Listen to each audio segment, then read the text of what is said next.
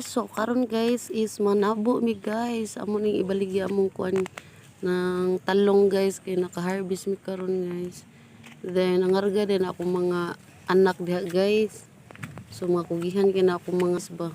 So wala mo punan ako sila pugsa guys no og kanang karga ila ra gyud nang kabubuton guys. Ganahan sila mangarga.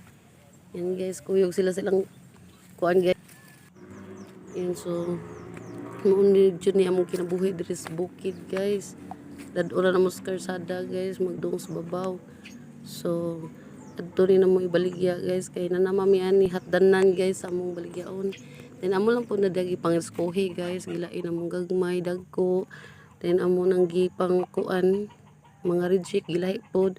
Then amo po nang gipang saking na diha guys, gipanuna na mo siya kanang roll kay amo na siyang ibaligya guys. Yan ito na namo.